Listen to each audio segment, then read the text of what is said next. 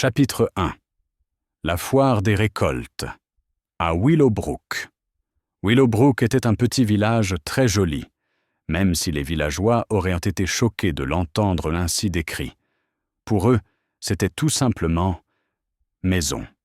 La rue principale étroite, avec ses panneaux indicateurs tortueux, les douces maisons de pierre ornées de rosiers grimpant au-dessus de leurs portes, et le pont bas, en arche, où les canards barbotaient dans le ruisseau.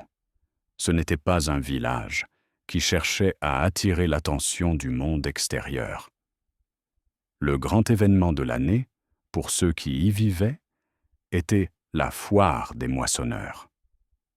Organisée dans le parc de Willowbrook Hall, elle était à la fois un temps fort et une occasion de charité. Vente de confitures et de conserves, concours de légumes, tombola au profit du toit de l'église, et surtout, concours de recettes. Chaque ménagère de la paroisse était fière de ses gâteaux, de ses desserts ou de ses confitures, et l'air était imprégné à la fois du parfum de la cannelle et du piquant de la rivalité. C'était une journée particulièrement belle cette année-là, fraîche, lumineuse et dorée. La pelouse était parsemée d'étals, des banderoles flottaient au-dessus des haies, et la fanfare de Marley-Combe entonnait un air à peine plus faux que d'habitude.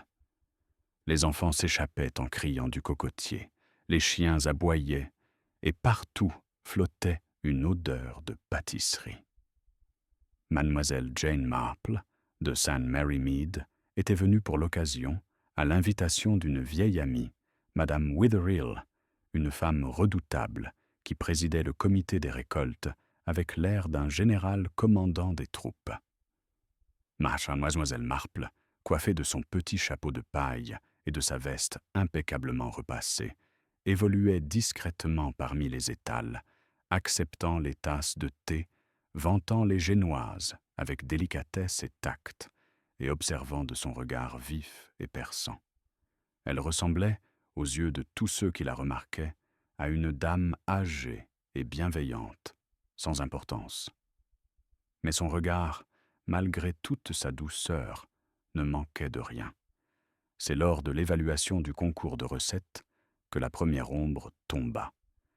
Les créations avaient été disposées en grande pompe sous le chapiteau, tartes luisantes sous leur croûte dorée, pots de chutney et de confitures ornées de rubans, et gâteaux trônant fièrement sur des présentoirs en verre.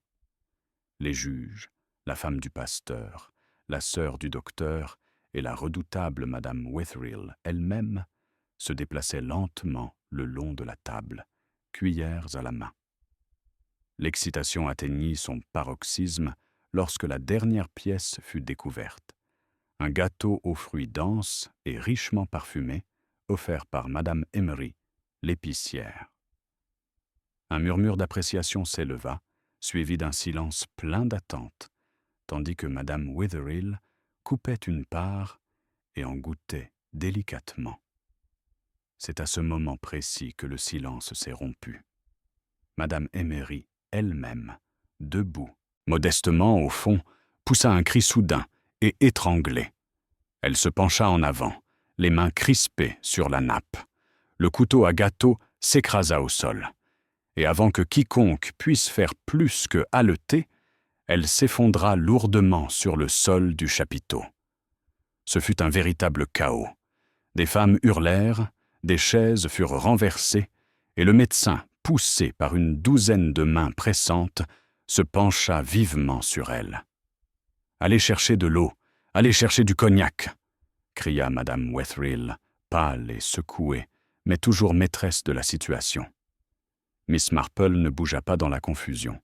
Elle resta immobile, le regard fixé non pas sur la femme terrassée, mais sur la table où étaient disposés les gâteaux.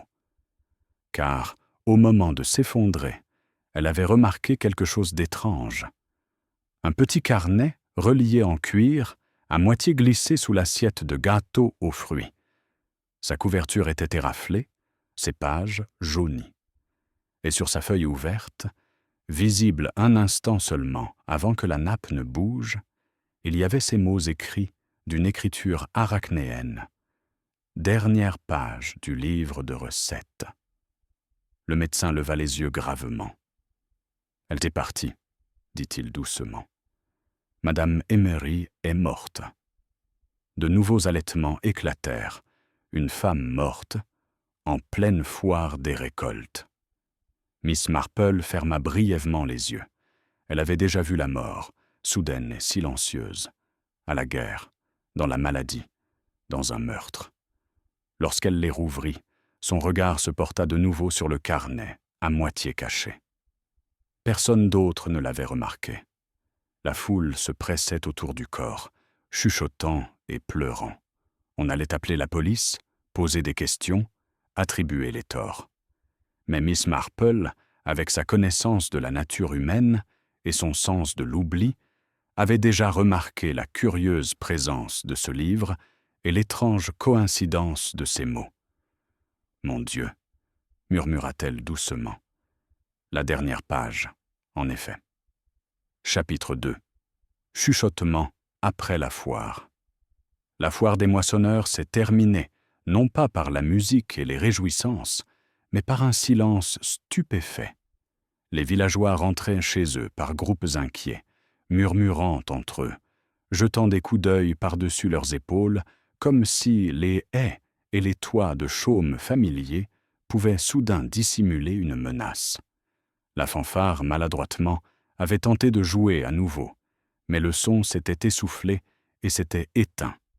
Le soir venu, la nouvelle s'était répandue au-delà de Willowbrook, de Marleycombe à St. Mary Mead, des fermes et des champs aux arrière-cuisines. Tout le monde savait que Madame Emery, la femme de l'épicier, était morte au milieu de la compétition. Et chacun, comme au village, avait sa théorie.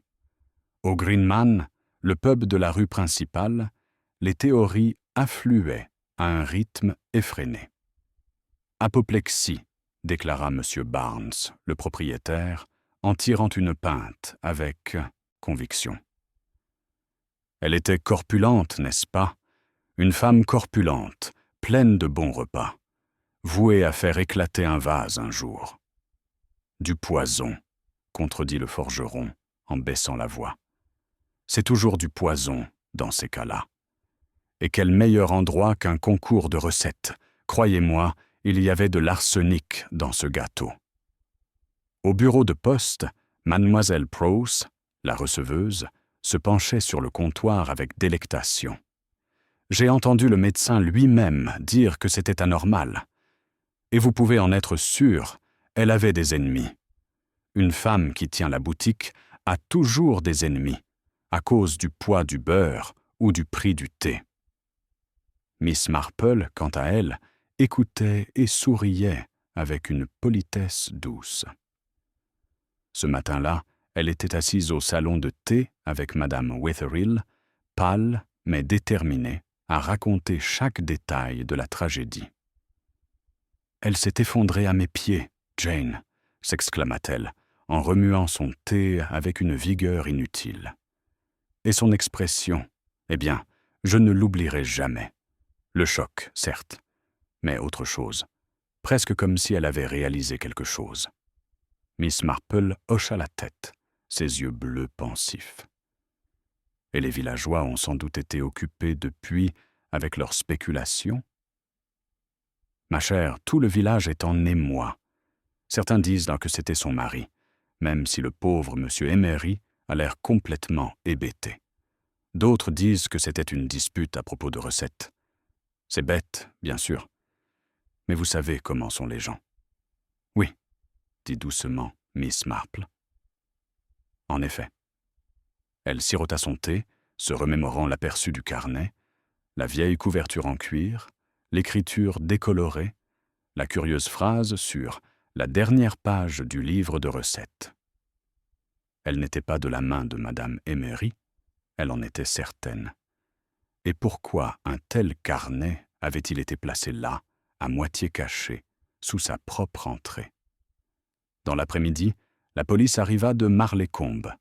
L'inspecteur Graves, un homme robuste, aux manières vives, non dénué de sens de son importance.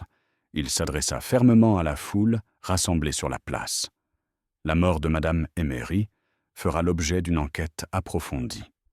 Tant que nous n'aurons pas les résultats de l'examen médical, nous ne devons pas tirer de conclusions hâtives.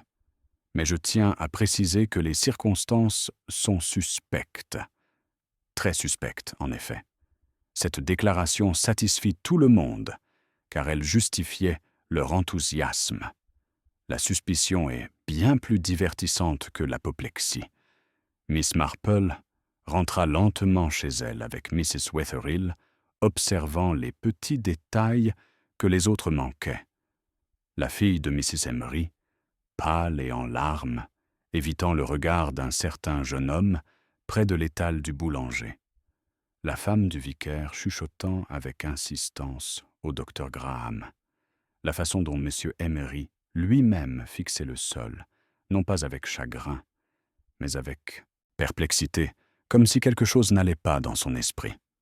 Arrivée dans sa chambre d'amis chez Madame Wetherill, Mademoiselle Marple s'assit avec un petit bloc-notes qu'elle portait toujours sur elle. Elle écrivit, de son écriture soignée, « Madame Emery est morte. » Effondrement soudain, non naturel. Concours de recettes. Scène publique. Carnet. Vieux. Cuir. Écriture arachnéenne. Dernière page du livre de recettes. Fille évitant le jeune homme. Problème amoureux? Monsieur Emery est étourdi, mais pas accablé de chagrin. Des disputes à propos des comptes des magasins? Elle posa sa plume et joignit les mains. Mourir lors d'une fête de village ou d'une foire, songea-t-elle, n'était jamais aussi simple qu'il y paraissait. Derrière le bavardage des recettes et l'agitation des étals de confiture se cachaient des secrets, de vieilles rivalités, une fierté blessée, des ressentiments rangés comme des herbes séchées dans un placard. Et c'est souvent dans ces petits espaces conviviaux que les choses les plus sombres prenaient racine. Chapitre 3.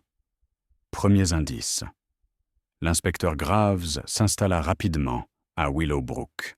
Dès le lendemain de la foire, il réquisitionna une salle de la salle des fêtes, plaça un agent de police à l'entrée et convoqua tous ceux qui s'étaient approchés du chapiteau pour les interroger. Son attitude était vive et officielle, et il aimait rappeler qu'il avait mal géré la situation à Marleycombe. Les villageois, quant à eux, apprécièrent pleinement l'expérience.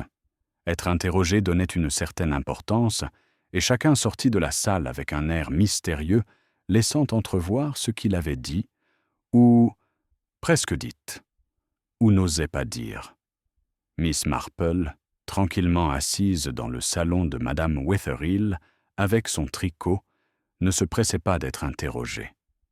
Elle savait pertinemment que l'administration était souvent aveuglée par sa propre énergie. Ce qui comptait, c'étaient les propos tenus avec insouciance dans les cuisines et les jardins. Elle entendit d'abord parler de Madame Price, qui élevait des poules à la lisière du village. Étrange histoire, Miss Marple. J'ai entendu dire que Madame Emery avait recopié de nouvelles recettes la semaine dernière, dans un vieux carnet. Et maintenant, paraît-il, ce même carnet a été retrouvé à côté de son gâteau. Mais pourquoi l'a-t-elle apporté à la foire? Je n'arrive pas à comprendre. À moins que... Madame Price baissa la voix. Elle ait voulu le montrer à quelqu'un en particulier. Miss Marple hocha poliment la tête.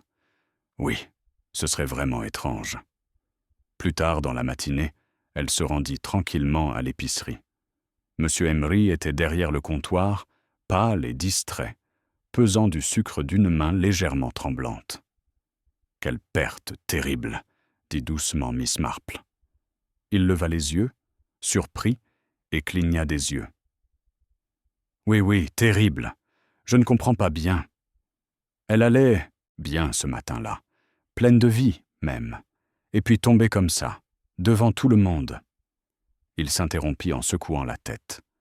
Miss Marple hésita, puis demanda avec une apparente innocence. Est-ce qu'elle utilisait souvent le livre de recettes? Il fronça les sourcils. Un livre? Non, pas vraiment. Elle gardait ses notes ici et là, des bouts de papier. Je ne me souviens pas qu'elle en ait jamais eu un sur elle. Pourquoi? Oh, rien, dit doucement Miss Marple. J'avais cru apercevoir quelque chose sur la table. Il hocha vaguement la tête, se tournant déjà vers un autre client. Mais Miss Marple, qui ne manquait jamais de timbre, remarqua la perplexité dans sa voix. Un mari peut être accablé par le chagrin, mais lorsqu'il est perplexe, c'est tout autre chose. Dans l'après-midi, Miss Marple fit une petite visite au cimetière. Elle appréciait le calme qui y régnait, ce qui lui donna une excuse pour passer devant le presbytère. La femme du pasteur, la voyant, sortit précipitamment en murmurant. « Ma chère Miss Marple, c'est vraiment étrange. Le docteur Graham m'a dit que Madame Emery avait des traces de digitaline dans son organisme. Ce n'était absolument pas une cause naturelle. Et saviez-vous que c'est le médecin lui-même qui l'avait prescrite, pour une patiente cardiaque, pas pour elle. Imaginez, quelqu'un a dû en mettre dans sa nourriture. « Digitalis !» répéta Miss Marple d'un ton léger. Tellement efficace et si difficile à repérer si l'on ne regarde pas. Oui, et l'inspecteur est convaincu que c'était délibéré. Mais qui, Miss Marple, a bien pu commettre une chose aussi horrible? Les yeux de Miss Marple pétillèrent faiblement. D'après mon expérience, ma chère, les gens sont souvent empoisonnés, non pas par des inconnus, mais par ceux qui savent précisément ce qu'ils vont manger et quand. Ce soir-là, dans le calme de sa chambre, Miss Marple reposa ses notes. Digitalis confirmé. Livre sur la table. Inhabituel pour Madame Emery, mari surpris. Madame Price a vu son écriture la semaine dernière. Peut-être pas du tout son livre, fille évitant le jeune homme. Mari perplexe, pas conspirateur, mais tenu dans l'ignorance. Elle marqua une pause, son stylo flottant, puis ajouta « Ce livre de recettes n'est peut-être pas le sien. Placé délibérément? Pour pointer du doigt? Ou pour avertir ?» Elle plia soigneusement le papier. Un meurtre était toujours choquant, mais rarement mystérieux, une fois qu'on comprenait la nature humaine. Quelque part à Willowbrook, parmi les pots de confiture et les champs de cantiques, gisaient l'envie, le ressentiment ou la peur, les véritables ingrédients de la recette. Miss Marple, souriant faiblement, pensa en elle-même. C'est la dernière page qu'il faut toujours lire avec le plus d'attention. Chapitre 4. Le mauvais suspect. L'inspecteur Graves se targuait d'être un homme d'action. Le troisième jour, il avait recueilli les témoignages de la moitié du village, arpenté la rue principale une 12aine de fois et avait pris sa décision. À midi, il se tenait debout dans l'épicerie et annonça, d'une voix qui aurait dû résonner parmi les rayons de sardines en conserve et de sucre d'orge. « Monsieur Emery, je vous prie de m'accompagner dans le hall. J'ai des précisions à apporter concernant le décès de votre défunte épouse. » Les villageois restèrent bouche bée. C'était exactement ce à quoi ils s'attendaient et ce qu'ils espéraient entendre. Un mari? Bien sûr. C'était toujours le mari. Le pauvre monsieur Emery resta bouche bée, la cuillère de farine toujours à la main. Moi? Mais je l'aimais. Je ne... Graves prit un ton ferme. Le rapport du médecin indique de la digitaline. De la digitaline était conservée chez vous, prescrite à la cousine de votre femme, Madame Green. Nous avons retrouvé le flacon. Et votre femme ne souffrait d'aucune affection nécessitant de la digitaline. Comment expliquez-vous cela? Monsieur Emery bégaya, pâlit et tituba. L'agent posa une main ferme sur son bras, et la petite foule rassemblée dehors murmura avec excitation, déjà convaincue de sa culpabilité. Miss Marple, qui passait par hasard à ce moment précis, et Elia fait « j'ai un don pour ce genre de moment », s'est avancé tranquillement. « Pardonnez-moi, inspecteur, mais il est tout aussi probable que n'importe qui dans la maison ait touché cette bouteille. Domestique, parent. » Graves hocha brièvement la tête. « Nous allons envisager toutes les possibilités, Miss Marple. Mais l'opportunité repose principalement sur le mari.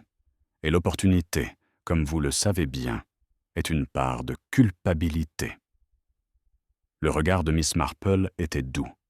« Oui, inspecteur. Mais le mobile est l'autre moitié. Et je n'imagine pas vraiment ce que le pauvre monsieur Emery a à gagner avec un tel acte. Son chagrin semble réel. Mais surtout, sa perplexité l'est tout autant. » Graves grogna, peu convaincu, et emmena son suspect. Cet après-midi-là, Willowbrook vibrait d'assurance. Au salon de thé, Madame Price déclara « J'ai toujours dit qu'elle le tenait sous sa coupe. Pas étonnant qu'il ait craqué. Au Green Man, M. Barnes estimait que les hommes font ce genre de choses quand il y a une autre femme dans le groupe. » Et le soir, la plupart des habitants du village étaient persuadés que M. Emery serait bientôt en prison. Miss Marple, cependant, était assise sereinement à son tricot, les pensées bien loin de toute conviction. Elle avait remarqué 3 petits détails que l'inspecteur avait négligés. Premièrement, Madame Emery s'était effondrée au moment même où le gâteau aux fruits avait été coupé, avant même d'y avoir goûté. Deuxièmement, le livre de recettes, à moitié caché, portait une écriture très différente de la sienne, étroite, en forme d'araignée, d'aspect étranger, comme s'il avait été écrit par quelqu'un qui avait appris l'écriture d'une autre main. Et troisièmement, l'air perplexe, presque offensé, de M. Emery. Non pas celui d'un homme coupable craignant d'être découvert, mais celui d'un homme honnête qui sentait le monde s'écrouler sous ses pieds.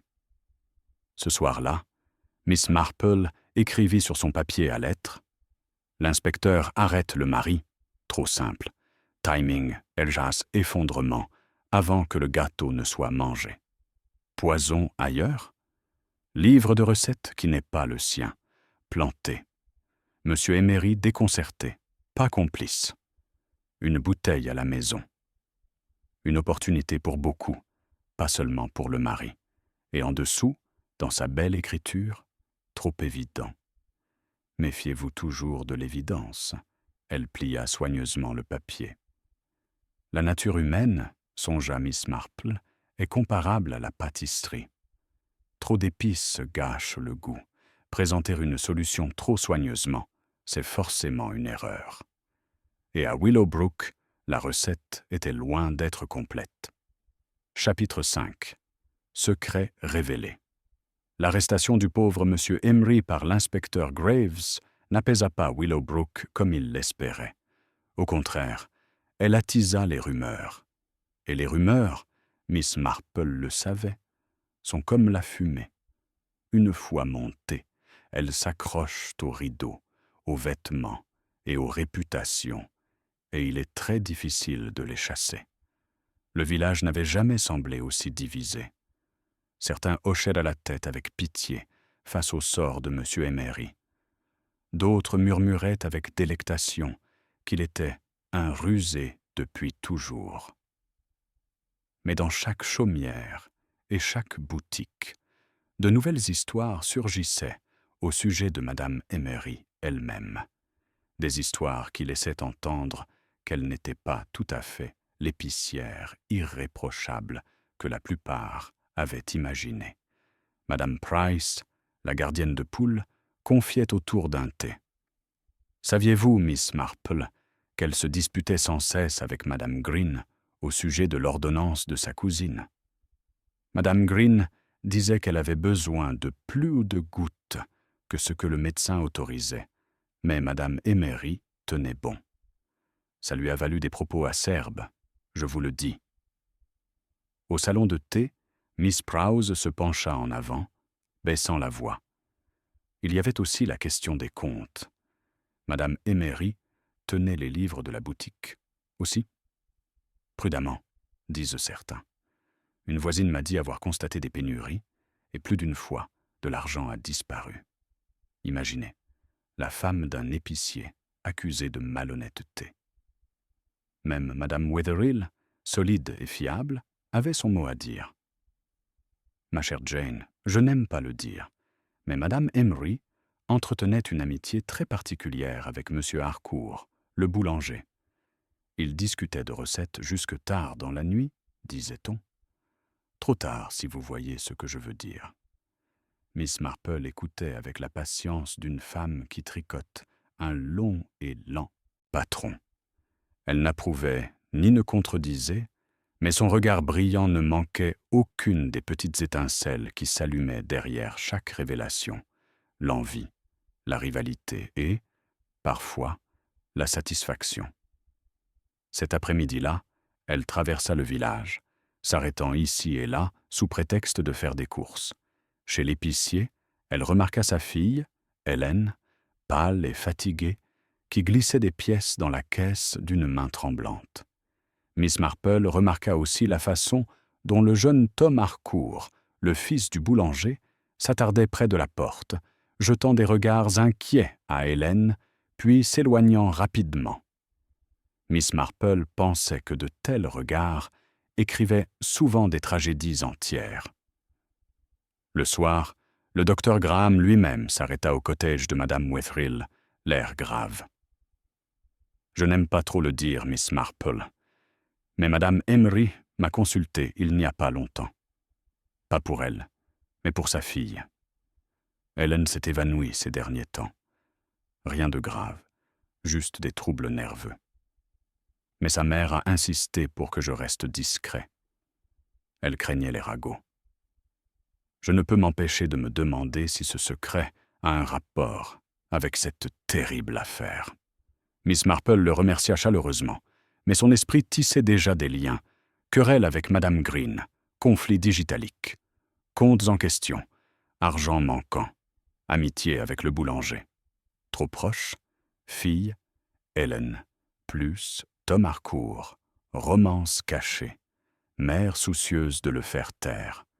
Elle tapota son crayon contre ses notes et ajouta « Trop de motifs, lequel est vrai, lequel est vrai ?» Cette nuit-là, alors qu'elle se préparait à se coucher, Miss Marple resta un instant à la fenêtre. Willowbrook était silencieux sous la pleine lune. Les chaumières somnolaient, le ruisseau argenté, les haies immobiles.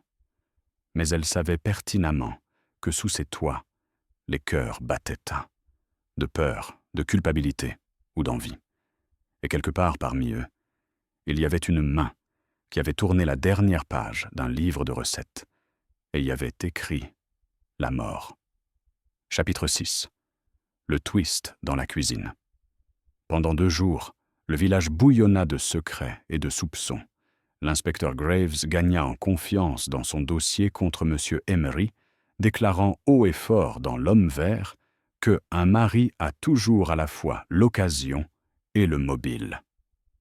Mais les ragots, comme une marmite laissée à l'abandon, recommencèrent bientôt à déborder. Tout commença dans les cuisines de Willowbrook Hall, où Madame Green, la cousine à qui on avait prescrit de la digitaline, travaillait comme gouvernante. Le 3e soir après la foire, on la retrouva affalée sur la table en pain lavé, sa tasse de thé renversée à côté d'elle. Au début, les servantes pensèrent qu'elle s'était évanouie. Mais lorsque le docteur Graham arriva, appelé en toute hâte, son visage s'assombrit. « Une autre dose de digitaline », annonça-t-il. « Pas assez pour la tuer, mais assez pour la rendre très malade. » Quelqu'un a voulu la faire taire, tout comme on a fait taire Madame Emery. La nouvelle se répandit comme une traînée de poudre. S'il y avait eu un doute auparavant, il n'y en avait plus désormais. Quelque chose de bien plus sombre qu'une dispute ou un accident de cuisine était à l'œuvre à Willowbrook. L'inspecteur Graves, cependant, est resté obstiné. « Cela prouve mon accusation », a-t-il déclaré. Madame Green était la source du médicament. M. Emery craignait qu'elle ne parle, alors il a également tenté de la réduire au silence. Mais Miss Marple, qui était allée discrètement rendre visite à la femme malade le lendemain matin, ne se laissa pas convaincre. Elle s'assit près du lit de Madame Green, lissant le couvre-lit de sa main gantée, et demanda doucement « Dites-moi, ma chère, avez-vous parlé avec Madame Emery le jour de la foire ?» Les yeux de Madame Green clignèrent. « Oui, elle a posé des questions sur le flacon. Elle savait que je demandais parfois des gouttes. Elle a dit qu'elle devait l'écrire pour en tenir compte. Je lui ai dit que non, que c'était entre nous. Elle a dit que le carnet le garderait en sécurité. » Les yeux de Miss Marple brillèrent légèrement. « Ah, le livre. » Cet après-midi-là, elle retourna sous le chapiteau où s'était déroulé le concours. Le silence régnait, les banderoles affaissées, les tables débarrassées. Mais Miss Marple, avec son habitude de voir ce que les autres oubliaient, se pencha pour examiner le coin où se trouvaient les gâteaux. Là, à moitié caché sous le pied d'un tréteau, elle trouva un bout de papier déchiré. L'écriture était la même, celle d'une araignée, qu'elle avait aperçue dans le carnet. Et les mots, bien qu'incomplets, avaient de quoi glacer le sang. Ah, il gâchera tout si la dernière page est retrouvée. Miss Marple le glissa soigneusement dans son réticule. Ce soir-là, alors qu'elle était assise avec son tricot, elle ajouta une nouvelle page à ses notes. Madame Green empoisonnée, non mortelle, tentative de silence. Elle mentionne Madame Emery, qui écrit dans Le livre, bribe trouvée, tout serait gâché si la dernière page était retrouvée. Livre qui n'est pas du tout un livre de recettes, déguisement pour autre chose. Elle marqua une pause, puis ajouta de sa main soignée. Le livre est la clé. Quelqu'un tuera pour garder sa dernière page cachée. Miss Marple regarda par la fenêtre. Le village était paisible dans le crépuscule, les enfants criaient dans le chemin, les lampes brillaient aux fenêtres des chaumières. Mais elle savait que cette paix n'était qu'illusion. Un secret était enfoui à Willowbrook, un secret écrit à la dernière page d'un livre de recettes. Et tant qu'il ne serait pas découvert, d'autres vies pourraient encore être perdues. Chapitre 7. Changement de suspicion. Willowbrook ne trouva pas le repos après le second, empoisonnement. Madame Green, pâle mais en voie de guérison, gisait dans son lit au manoir, entourée de servantes agitées, qui racontaient des histoires à chaque plateau de bouillon.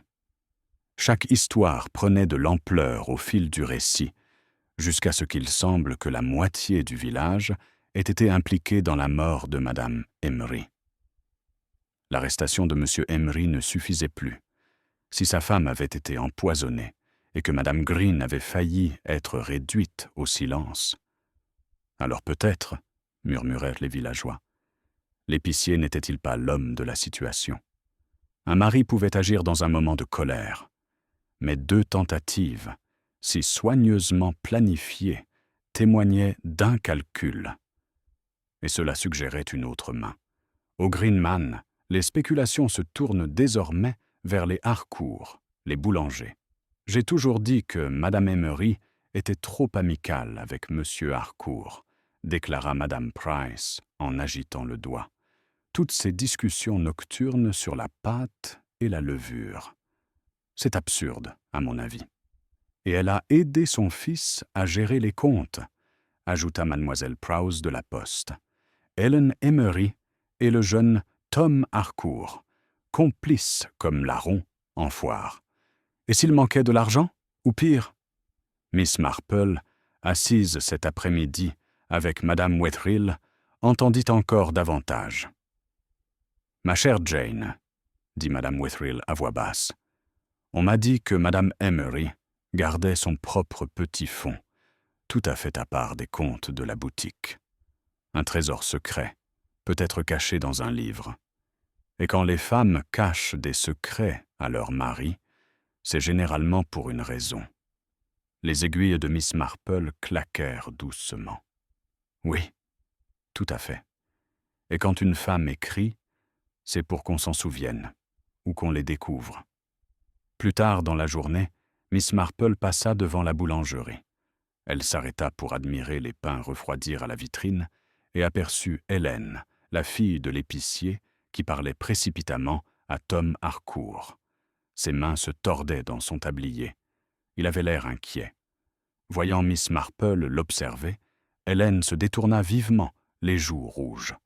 Le regard de Miss Marple s'adoucit. Un amour de jeunesse était rarement bien rangé. Mais dans un village où les ragots allaient bon train, il pouvait aussi être périlleux. Ce soir-là, l'inspecteur Graves se rendit en personne au cottage de Madame Witherill, où séjournait Mademoiselle Marple. Il semblait épuisé.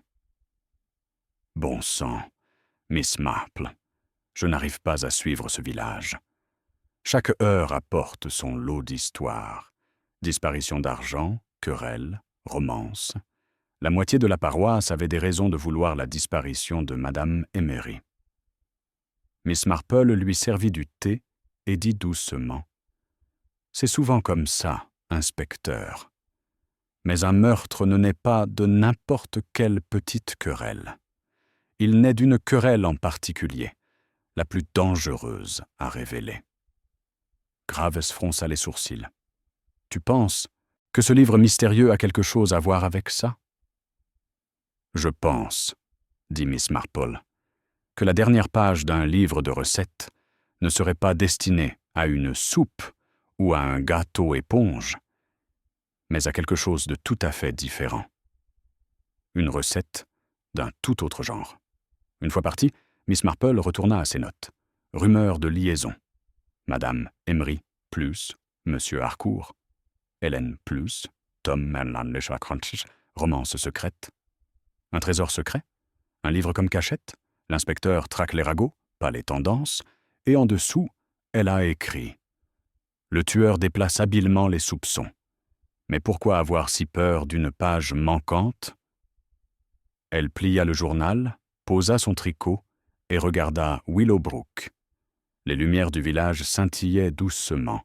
L'air était frais, parfumé par l'automne. Pourtant, derrière les rideaux de dentelle et les théières polies, rivalité et secret couvaient. Et Miss Marple, qui comprenait la nature humaine, savait que l'un d'eux avait déjà dégénéré en meurtre. Chapitre 8. Le grand livre et la lettre. L'inspecteur Graves, qui ne doutait jamais de ses certitudes, avait désormais les yeux fixés sur les Harcourt. Il entra dans la boulangerie par un beau matin et en ressortit une demi-heure plus tard, les bottes couvertes de poussière de farine et le regard triomphant. À l'heure du déjeuner, il avait annoncé dans le Green Man que le garçon boulanger répondrait à quelques questions à Marley-Combe. Cela, bien sûr, ravit les villageois. Les ragots ont besoin de nouveautés, et le pauvre monsieur Emery était déjà le suspect de la veille. « Tom Harcourt, imaginez !» s'écria mademoiselle Prowse au bureau de poste. « On l'a vu parler avec Hélène Emery. Bien trop souvent, à mon avis. » Madame Price renifla. « Et son père ne devait-il pas de l'argent pour son nouveau four ? Je suppose que Madame Emery en savait trop. » L'histoire prenait de l'ampleur à chaque récit. Le soir venu, il était presque décidé que le jeune Tom serait pendu. Miss Marple, cependant, n'était pas convaincue. Elle avait vu la dévotion effrayée dans les yeux de Tom lorsqu'Hélène passait. Et la dévotion conduit rarement à l'empoisonnement dans les tasses de thé. Non, c'était l'œuvre d'une main plus calme et plus prudente. Cet après-midi-là, elle se rendit au presbytère, portant un pot de confiture de Madame Wetherill. La femme du pasteur, toujours au courant, l'accueillit avec empressement. « Ma chère Miss Marple, vous aurez du mal à croire ce qui vient d'être révélé. L'inspecteur a obtenu un des livres de contes de Monsieur Emery, et il révèle des manques, c'est clair comme de l'eau de roche. Il manque de l'argent dans les comptes de la boutique, mais pas un mot de la main de Madame Emery. Non, tout est écrit par quelqu'un d'autre. « Vraiment ?» demanda Miss Marple d'un ton doux. « Et savent-ils à qui ?» La femme du pasteur baissa la voix. « On dit que ça ressemble à l'écriture de ce livre de recettes. » Le tricot de Miss Marple reposait immobile sur ses genoux. Une écriture étrange et filiforme. Pas celle de Madame Emery, mais celle de quelqu'un qui souhaitait qu'il lui appartienne. Ce soir-là, alors qu'elle retournait flâner sur la place, une rafale de vent fit voler un bout de papier contre sa chaussure. Elle se baissa pour le ramasser et plissa légèrement les yeux. C'était un mot, griffonné de la même écriture anguleuse.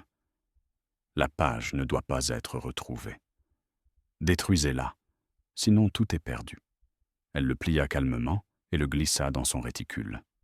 Plus tard, dans sa chambre, elle étala ses notes devant elle. L'inspecteur arrête Tom Harcourt, motif romantique. Trop simple.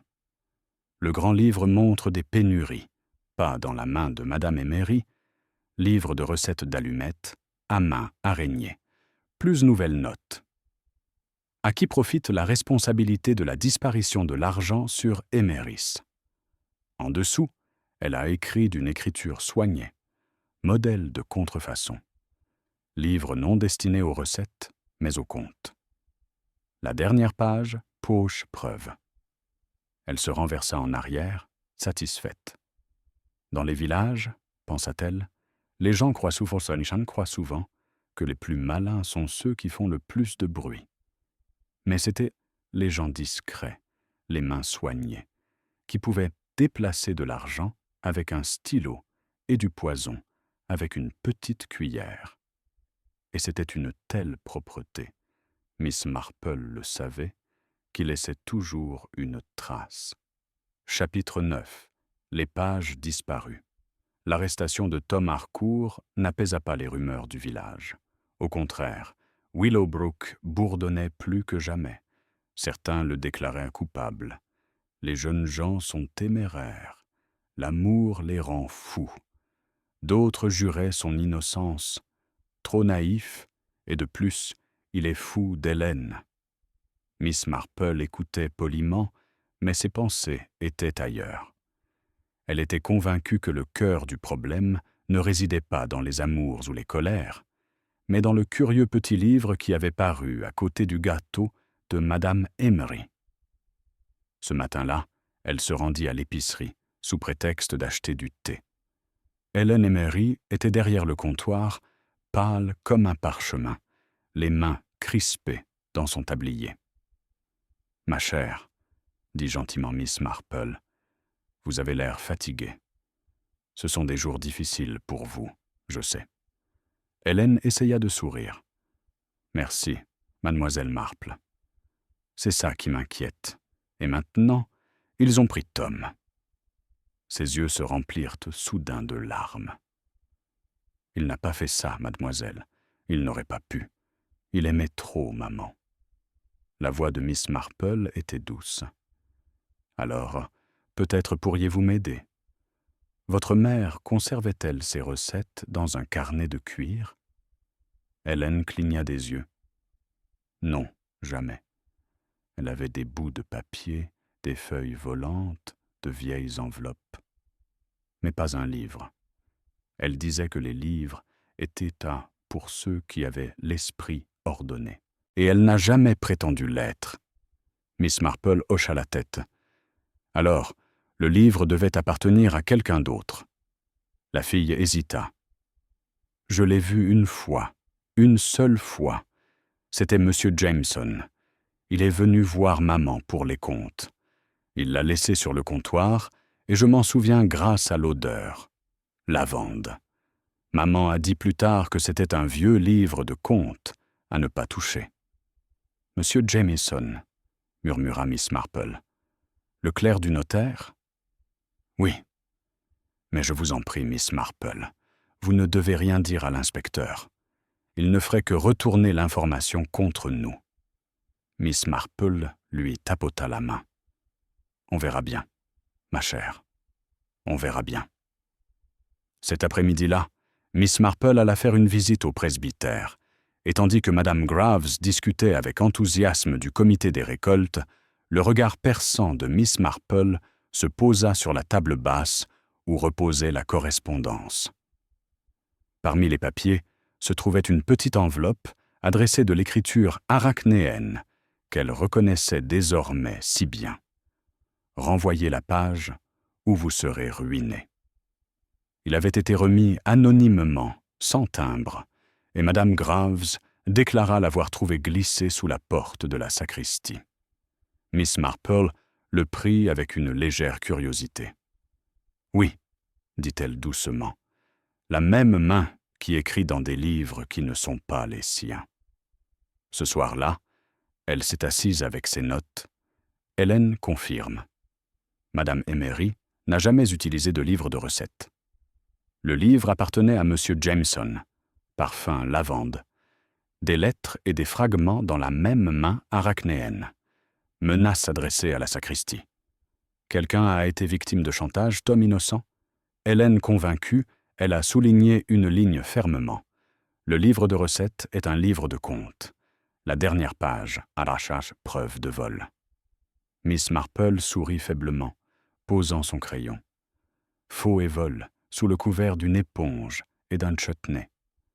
Les villages habillaient toujours leurs méfaits les plus sombres des vêtements, les plus simples. Et bientôt, pensa-t-elle, quelqu'un à Willowbrook tenterait une fois de plus d'habiller le meurtre dans les plis simples d'un livre de recettes. Chapitre 10. La page manquante. L'inspecteur Graves était de bonne humeur. Il avait Tom Harcourt sous les verrous à Marleycombe. Le village semblait satisfait, et il croyait son enquête presque terminée. Mais Miss Marple, assise tranquillement au coin du feu de Madame Wetherill, ne partageait pas sa confiance.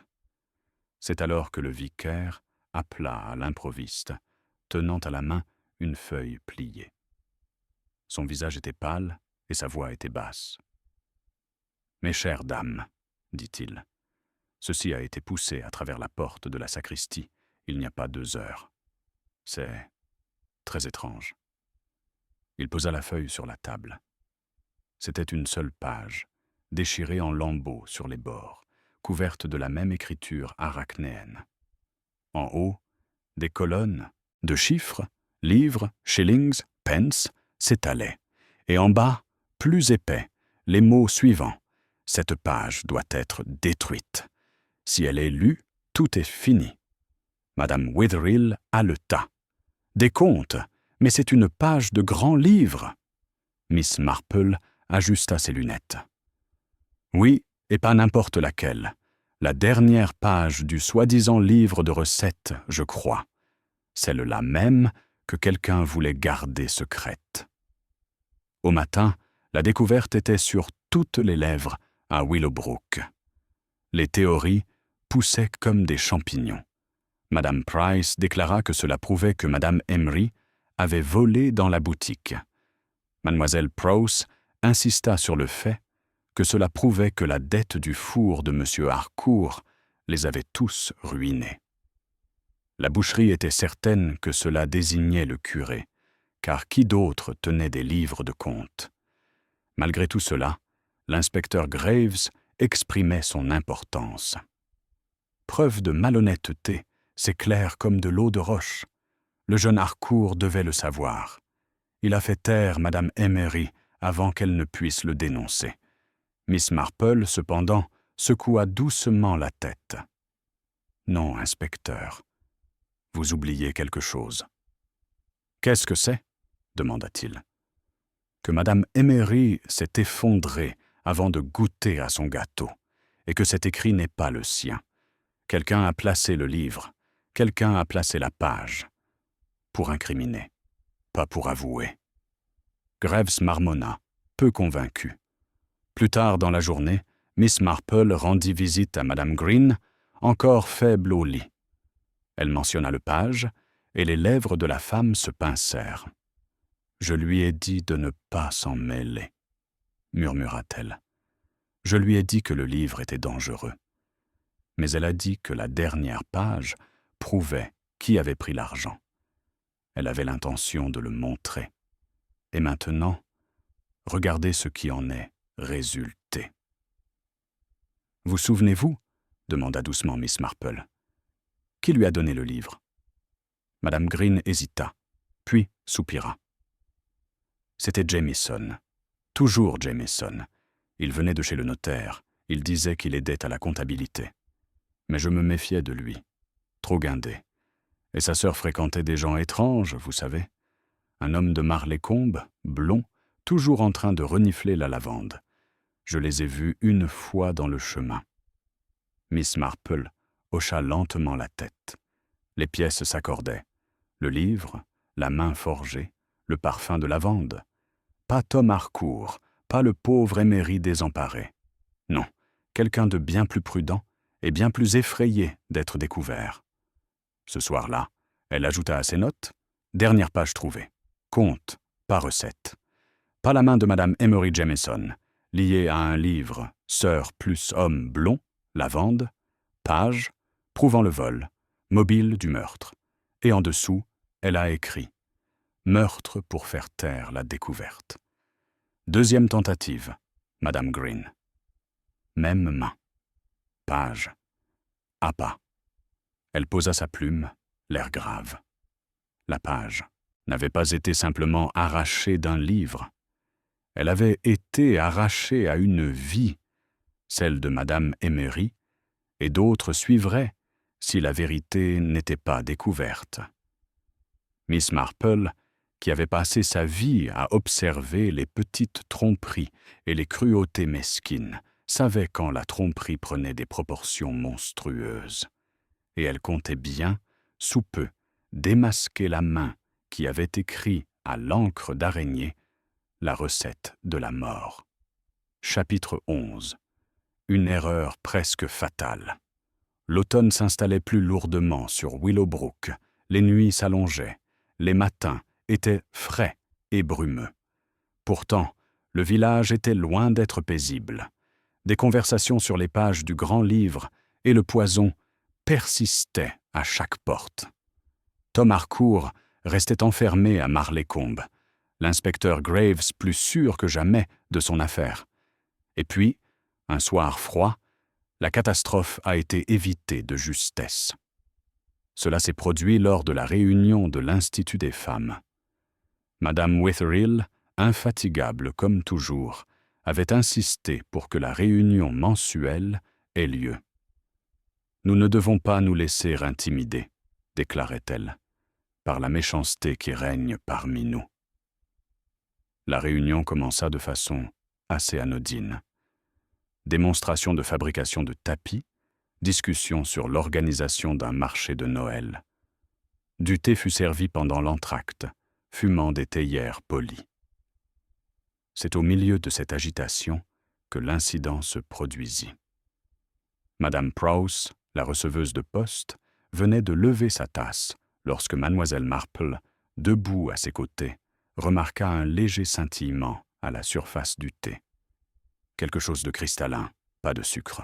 « Pardonnez-moi, ma chère, » dit rapidement Miss Marple, et d'une main à droite, elle versa le contenu dans un vase à fleurs proches. En quelques instants, les feuilles dans l'eau se ratatinèrent, se recroquevillant et noircissant sur les bords. Il y eut un hoquet. La salle explosa. Les femmes s'agrippèrent les unes aux autres. L'urne fut abandonnée, et l'inspecteur Graves, présent par hasard, savourant sa prétendue progression, bondit sur ses pieds en rugissant. « Qui a trafiqué le thé » demanda-t-il. « Qui s'occupait des tasses ?» Personne ne répondit. La salle s'emplit de murmures, craintifs et accusateurs. Miss Marple, cependant, baissa les yeux vers le vase avec sérénité. « Encore une fois, la digitale, » murmura-t-elle. Mais pas à la légère. Quelqu'un a voulu faire taire Madame Prowse en particulier. Elle est trop adroite avec les lettres et les enveloppes, n'est-ce pas? peut-être a-t-elle remarqué quelque chose qui n'était pas censé être vu. Madame Prowse, tremblante, admit avoir effectivement remarqué la similitude entre l'écriture des billets anonymes et celle d'une facture déposée au magasin. « Mais je n'aurais jamais cru. » Miss Marple sourit gentiment. « La personne qui craignait votre pensée était moins charitable. » Ce soir-là, Miss Marple reprit ses notes. Elle écrivit avec une précision remarquable. Tentative contre Madame Prowse, tétrafiqué. Digitalis à nouveau, même main. Elle a remarqué une similitude d'écriture. Erreur. Tentative trop publique, trop hâtive, et puis plus fermement. Le tueur devient imprudent. La peur trahit la propreté. Elle plia la page et posa son stylo. Son visage, toujours aussi calme, était parcouru d'une lueur de satisfaction. Les meurtriers sont peut-être rusés, mais la nature humaine les perdait. La peur, la vanité, l'avidité, l'impatience. Et à Willowbrook, quelqu'un venait de se trahir par une erreur impulsive, presque fatale. Chapitre 12. Miss Marple prépare le piège. L'empoisonnement imminent à l'Institut des femmes laissa Willowbrook profondément bouleversé. Certains déclarèrent qu'ils ne boiraient plus jamais de thé lors d'une réunion publique. D'autres murmurèrent que le diable en personne devait être à l'œuvre dans le village. L'inspecteur Graves, le visage rouge de colère, fanfaronna en affirmant qu'il était sur le point de résoudre l'affaire. Miss Marple, cependant, était assise tranquillement près du feu de Madame Witherhill, son tricot fermement dans ses mains. Elle avait bien vu le motif. Il ne restait plus qu'à laisser le coupable se révéler. Le lendemain matin, elle fit une petite tournée de visite, toutes sous les prétextes les plus innocents. Chez l'épicier, elle demanda doucement à Hélène si elle pouvait emprunter un vieux bout de recette de sa mère. « Pour un gâteau aux graines », expliqua-t-elle. La jeune fille, perplexe, accepta. Le bout de papier qu'elle lui tendit portait l'écriture ronde et pratique de Madame Emery, à l'opposé de l'écriture en forme d'araignée du soi-disant livre de recettes. Au presbytère, Mademoiselle Marple fit remarquer à Madame Graves combien il était dangereux de perdre des lettres. N'importe qui pourrait glisser quelque chose sous la porte de la sacristie. Et puis, comment savoir de qui cela vient ? Madame Graves, pressée de se confier, admit avoir trouvé un autre mot, celui-là même, un avertissement. « Faites la taire, ou la vérité éclatera. » Elle le lui a remis avec joie. Et au manoir, Miss Marple s'enquit de Madame Green, encore faible. Madame Green murmura. « C'est Jamieson qui m'a donné le biberon la semaine dernière. Il disait que c'était du médecin. Mais je me méfiais de lui, toujours aussi lubrique à son sujet. Et à propos de cet homme qui l'accompagnait autrefois, un blond, un sale type. » Ce soir-là, dans sa chambre, Miss Marple étala sa collection, des bribes de notes, la page déchirée du registre, la recette d'Hélène, les avertissements anonymes. Côte à côte, la vérité était évidente. L'écriture de Madame Emery, ronde et domestique. Le registre et les menaces. Arachnoïdien, précis, falsifié. Le parfum de lavande, un sillage insouciant. Faux, chantage et poison, murmura Miss Marple. Ce n'est pas l'œuvre d'une jeunesse ardente ou d'un mari désemparé. C'est de la propreté, la cruauté bien rangée de celui qui se croit intelligent. Et une telle habileté finira toujours par dépasser ses limites. Elle prit son papier et écrivit « Plan. Rassembler les principaux partis. Introduire une page perdue censée incriminer une personne. Observer, qui ne peut pas rester immobile. » Elle plia le drap et le plaça soigneusement dans son panier à tricot. Demain, elle parlerait à Lady Fortescue de Willowbrook Hall. Il y aurait un goûter, tout à fait ordinaire, tout à fait innocent. Et à ce goûter, le meurtrier serait incapable de résister. Miss Marple se rassit, sereine, ses aiguilles claquant à nouveau. Au cours de sa longue vie, elle avait appris que la vérité, comme les mauvaises herbes, pousse à travers les parterres de fleurs les plus soignés. Il suffisait de lui laisser un peu d'espace et elle se manifestait. Et à Willowbrook, pensa-t-elle, la vérité était prête à fleurir. Chapitre 13. Le rassemblement à Willowbrook Hall. Lady Fortescue de Willowbrook Hall, une veuve à la prestance impressionnante, et il faut le dire, dotée d'un certain goût pour le théâtre, fut ravie d'accéder à la suggestion de Miss Marple. Un thé, déclara-t-elle, rassurerait le village, et on montrerait que nous ne sommes pas vaincus par la méchanceté. Les invitations furent envoyées avec une rapidité remarquable. Ainsi, 3 jours plus tard, le salon du hall était plein. Les théières en argent brillaient, les serviettes en dentelle étaient dressées, et une odeur de scones frais montait des cuisines. Lady Fortescue présidait, ses bagues étincelant, tandis qu'elle servait, tandis que l'inspecteur Graves veillait tel un chien de garde, raide dans son plus bel uniforme. Les invités furent soigneusement choisis. Monsieur Emery, encore pâle, mais libre faute de preuves, la jeune Hélène, timide à ses côtés. Madame Green, portée sur une chaise, mais insistant pour être présente. Monsieur Jameson, le clerc du notaire, les lèvres fines et le regard méfiant. Et l'étranger, aux cheveux blonds, présenté comme Monsieur Latham, qui s'attarda trop près de Jameson pour être à son aise. Et dans le coin, douce et discrète, était assise Miss Jane Marple, ses aiguilles claquant doucement. Le thé commença avec une politesse tendue. On passa des sandwichs, on remplit des tasses, on essaya de bavarder. Mais la tension était palpable. Ce fut Lady Fortescue, suivant les discrètes incitations de Miss Marple, qui mit le feu aux poudres. « Inspecteur, dit-elle d'une voix grave, il s'est passé quelque chose d'étrange hier. Une note a été remise au hall, non signée bien sûr. Elle affirmait que les disparues dernières pages, le texte du livre, a été retrouvé et il sera exposé demain à la sacristie.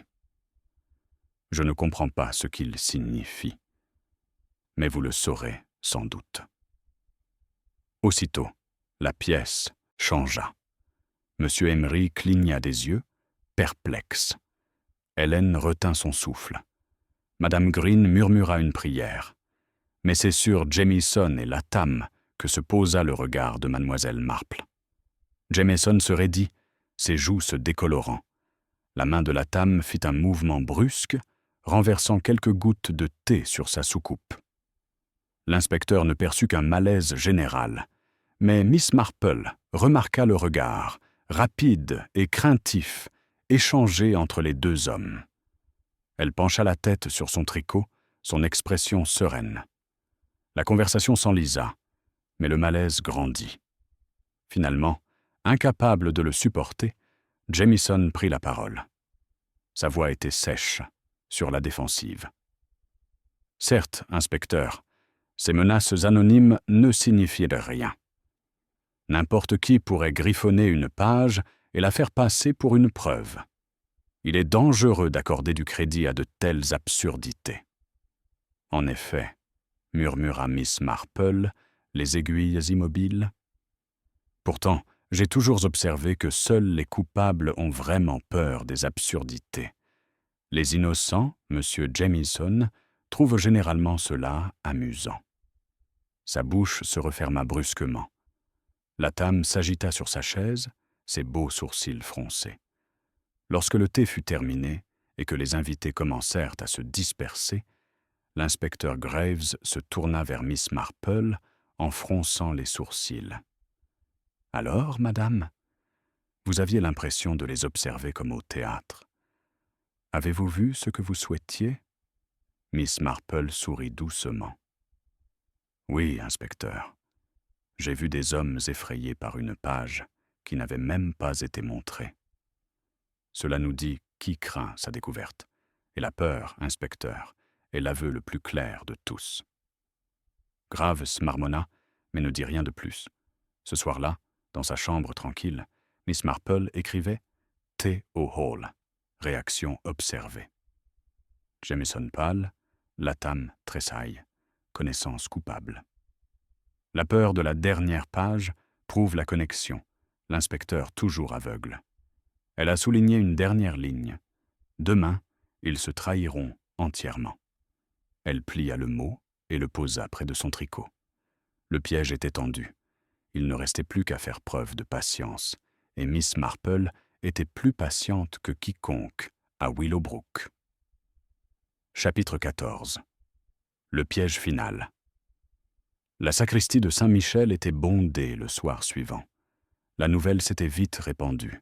Une page manquante du mystérieux livre de recettes avait été retrouvée, et l'inspecteur Graves avait l'intention de l'exposer devant témoins.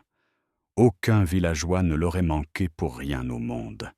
Des bougies vacillaient le long des boiseries sombres, l'air chargé de murmures. Madame Green, emmitouflée dans ses châles, était assise au premier rang, l'air sombre. Lady Fortescue présidait avec un calme majestueux. Monsieur Emery et Hélène étaient blottis l'un contre l'autre, pâles mais résolus. D'un côté se tenait Monsieur Jameson, les lèvres fines, le regard fuyant.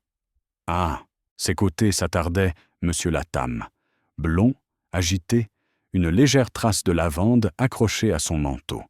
Et sur un banc, au fond, avec son sac à tricot soigneusement à côté d'elle, était assise Miss Marple. L'inspecteur Graves, gonflé d'importance, s'adressa à l'assemblée. « Mesdames et messieurs, nous avons tous souffert de ce scandale villageois. Ce soir, nous mettrons fin aux spéculations. Voici le page qui tranchera. » Il déposa une enveloppe sur la table de la sacristie. Le silence régna. L'enveloppe, cependant, était vide. Grave le savait, et Miss Marple aussi. Mais les villageois, non. Le véritable but ne résidait pas dans le papier, mais dans les gens. Car dans le moment de silence qui suivit, les yeux perçants de Miss Marple virent ce à quoi elle s'attendait. Jamieson penché en avant, le visage blême, la main à moitié levée. Latham déglutit difficilement, ses jointures blanchissant tandis qu'il agrippait le banc. Miss Marple se leva, sa voix douce mais clairement porteuse. « C'est étrange. Inspecteur, vous ne nous avez rien montré. Et pourtant, 2 messieurs ici présents semblent avoir connu leur fin. Je me demande pourquoi. » Tous les regards se tournèrent. Jamieson balbutia. « C'est absurde. » « Vraiment ?» Le ton de Miss Marple était doux, presque plein de pitié. Dès le début, ce crime n'a pas été une affaire de recettes ou de querelles domestiques. Il a été question de comptes, de faux comptes, conservés dans un livre déguisé en notes ménagères inoffensives. Madame Emery a découvert la vérité par hasard, et c'est pour cela qu'elle est morte. Madame Green a failli la suivre, car elle a trop confirmé. Madame Prose a failli être réduite au silence, elle aussi, lorsqu'elle a parlé d'écriture manuscrite. Et pendant tout ce temps, quelqu'un a craint la dernière page, car elle prouvait qui avait volé, qui avait falsifié, qui avait écrit les menaces. Les villageois sursautèrent. L'inspecteur Graves les fixa, pris au dépourvu. Miss Marple tourna son regard doux vers Jamieson. « Vous, monsieur, aviez les connaissances, la main et l'accès. Et vous, monsieur Latham, étiez son complice, le messager, celui qui a déposé les lettres, celui qui a transporté le poison. Ensemble, vous avez tenté de porter les soupçons d'abord sur un mari, puis sur un garçon.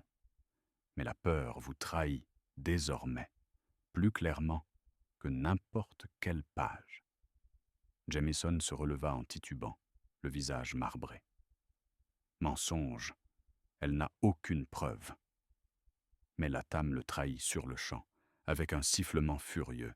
« Imbécile! Tu aurais dû tout brûler !» La sacristie explosa. Les villageois crièrent. Madame Green hurla. Hélène serra le bras de son père. L'inspecteur Graves passa à l'action, saisissant les deux hommes par l'épaule avec ses agents. Miss Marple s'assit tranquillement, son tricot de nouveau sur ses genoux. Le piège avait fonctionné. Cette nuit-là, elle nota les dernières lignes de son livre « Jamieson, Elisex faussaire, empoisonneur, Latham, Tylesa complice, coursier ». La peur de la dernière page les a trahis. Et en dessous, avec la satisfaction calme de quelqu'un qui a vu clairement la nature humaine, elle a écrit « Les meurtriers sont ordonnés. Mais la peur est désordonnée. Et la peur est toujours présente. » Chapitre 15. L'explication. La sacristie venait à peine de s'installer. Jamieson et Latham se tenaient coincés entre deux agents, le visage pâle, la bouche serrée. L'inspecteur Graves se gonflait d'orgueil, mais il était visiblement plus surpris que triomphant. Les villageois, encore sous le choc de leur capture, se penchaient en avant, avides de détails. C'est Miss Marple qui le lui a fourni, sa voix douce mais claire tandis qu'elle posait son tricot. « Mes chers amis, je déteste la confusion, et je pense que vous méritez de savoir comment ces choses horribles ont pu se produire. » La pièce devint silencieuse. Dès le début, deux petits détails m'ont troublé. D'abord, Madame Emery s'est effondrée. Avant elle dégustait son propre gâteau. Et deuxièmement, un livre de recettes se trouvait sur la table. Livre qui n'avait jamais été le sien. Ce livre était un livre de contes, déguisé, et quelqu'un y avait consigné des vols et des transferts de fonds. La dernière page, découverte par Madame Emery, prouvait tout. C'est pourquoi il devait disparaître, et pourquoi elle devait disparaître avec lui. Des halètements murmurèrent dans les bancs. M. Jamieson, en tant que clerc du notaire, avait accès à de nombreux comptes. Il les falsifiait à son profit et utilisait sa sœur, puis M. Latham, pour l'aider à transférer des fonds et des messages. Irène Jamieson, la pauvre fille, prit peur et se confia à Madame Emery. Madame Emery, pragmatique et déterminée, écrivit des notes dans le carnet, ce qui scella son destin. Elle a été empoisonnée à la digitaline, ingérée dans son thé avant le début du jugement. Elle s'est effondrée au moment de la découpe du gâteau, non pas à cause de ce qu'elle avait mangé, mais à cause de ce qu'elle avait bu auparavant. Le livre a été placé à côté de son gâteau pour qu'il semble lui appartenir. La propreté, voyez-vous? Trop propre. L'inspecteur Graves se tortillait mal à l'aise. Il n'y avait pas pensé. Madame Green, poursuivit doucement Mademoiselle Marple, fut la suivante. Elle en savait trop sur le flacon de gouttes et elle faillit donc être réduite au silence. Madame Prowse aussi, car elle remarqua l'écriture.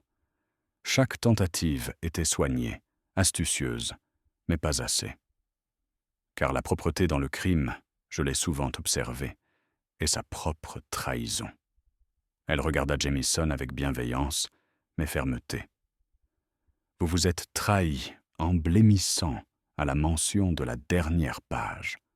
Et vous, monsieur Latham, en ne tenant pas votre langue. La femme du vicaire murmura. C'est si simple, une fois expliqué. Miss Marple sourit faiblement. Oui, ma chère. La plus grande méchanceté naît une fois qu'on comprend la nature humaine. L'avidité, la peur, l'envie. Ce sont des motivations très anciennes. Il suffit d'observer l'air des gens qui croient que personne ne les voit. L'inspecteur Graves s'éclaircit la gorge. Bon, eh bien, voilà. La loi suivra son cours.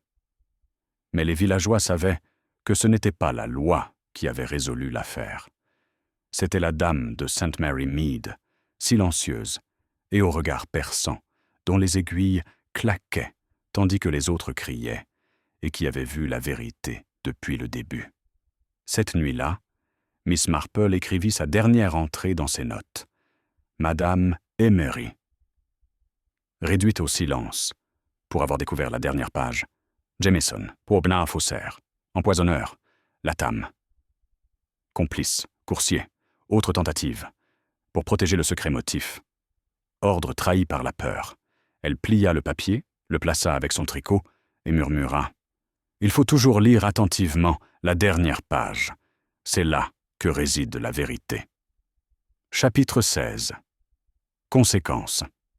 La tempête passa rapidement, comme c'est souvent le cas dans les villages anglais. Jameson et Latham furent emmenés à Marlaycombe, puis à Londres, pour y être jugés. Les villageois, d'abord bouleversés, trouvèrent bientôt du réconfort en racontant leur expérience du crime à qui voulait bien les écouter. À la fin de la semaine, la foire des moissons resta moins dans les mémoires pour ses stands de charité que pour le meurtre commis près de la table des recettes. M. Emery, désemparé mais soulagé, rouvrit sa boutique.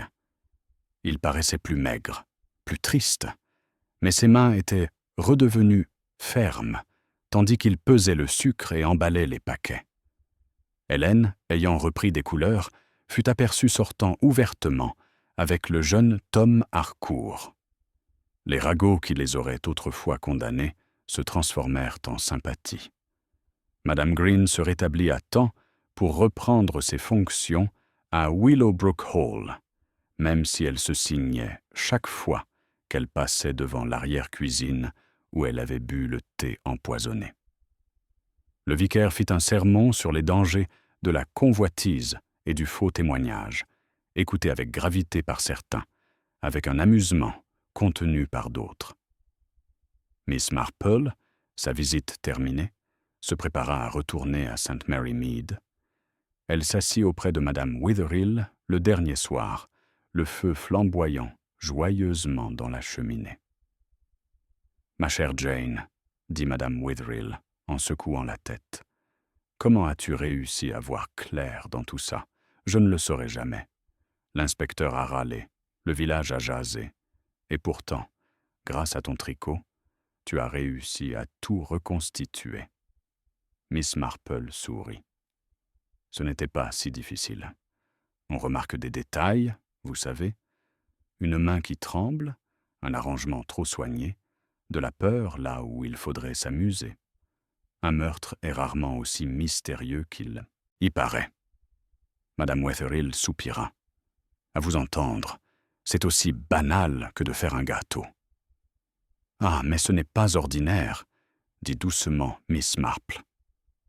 C'est une méchanceté extraordinaire, dissimulée dans l'ordinaire. C'est pourquoi il faut prêter attention aux petits détails. C'est là que la nature humaine se révèle le plus clairement. Le lendemain matin, le sac de Miss Marple fut porté jusqu'à la diligence.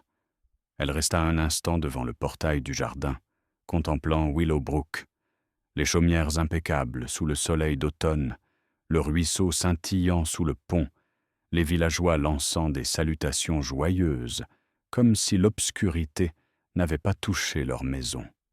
Pourtant, elle savait, comme toujours, que les ombres persistent. Les secrets se transforment en murmures, les murmures en histoires, et avec le temps, ces histoires deviennent partie intégrante de la vie du village. Elle sourit, ajusta son chapeau et monta dans la diligence. Il y aurait des roses à soigner à St. Mary Mead, du tricot à terminer, et 1 ou 2 thés à prendre. Et peut-être, dans un autre village, une autre énigme se dévoilerait-elle bientôt. Car partout où réside la nature humaine, pensait Miss Marple, il y aura toujours une dernière page à tourner.